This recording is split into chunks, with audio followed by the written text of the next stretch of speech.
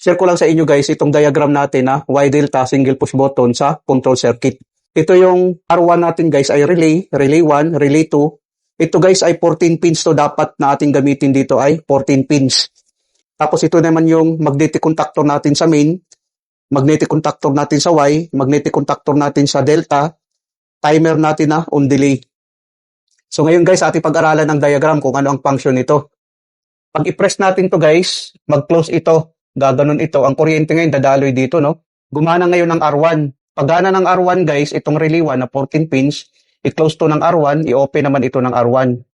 Tapos ito naman, i-close naman ito ng R1. Ang kuryente ngayon dadaloy dito, gumana ang R1, dito naman putol.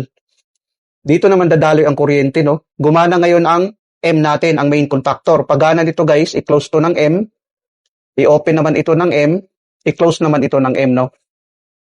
Ngayon, pag bitawan natin to guys, babalik to sa normal position na naka-open. Ang kuryente ngayon hanggang dito na lang, no? Mamamatay ngayon ng R1. Pagpatay ng R1 guys, i-open to ng R1, i-close naman ito ng R1, no? Ang kuryente ngayon magtutuloy dito. Kung mapatay na yung R1 natin guys, i-open to ng R1. Ang kuryente ngayon dadaloy dito, no?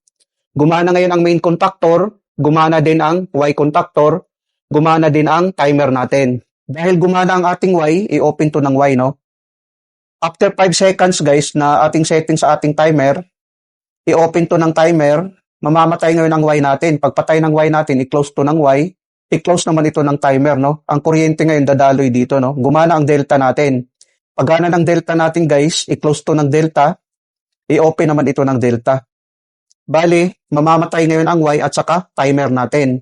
Pagpatay ng timer natin guys, i-close to ng timer, babalik siya sa ganun, i-open naman ito ng timer. Ang gumana ngayon, ang main, putol, dito ngayon gagana, no?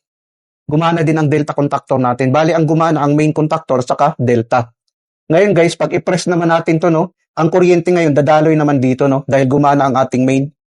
Pagana ng R2 natin guys, i-open to ng R2, i-close naman ito ng R2, no? I-open naman ito ng R2 ngayon.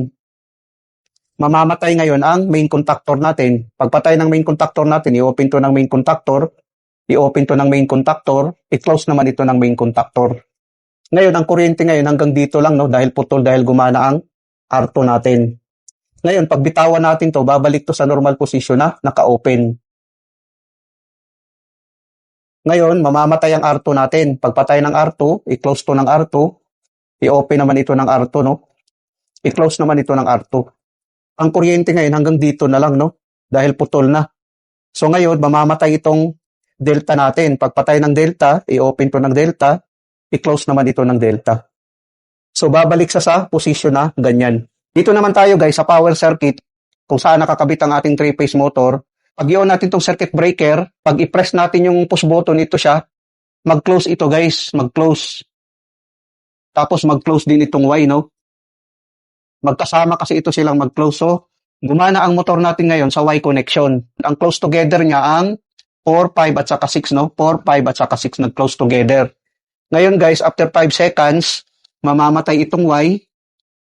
Ang mag-close together naman, ito namang delta, no? Ang close together ng delta, 1 at saka 6, 1 at saka 6, 2 at saka 4, no? 2 at saka 4, 3 at saka 5, 3 at saka 5 ang mag-close together. Ngayon, pag i-press naman natin itong push button, mamamatay ngayon itong main contactor natin, mag-open ito, mag-open din ito guys. So ngayon, mamamatay ang ating motor ngayon dahil nag-open ang contact niya. Ito yung circuit breaker natin guys, no? Ito yung overload relay.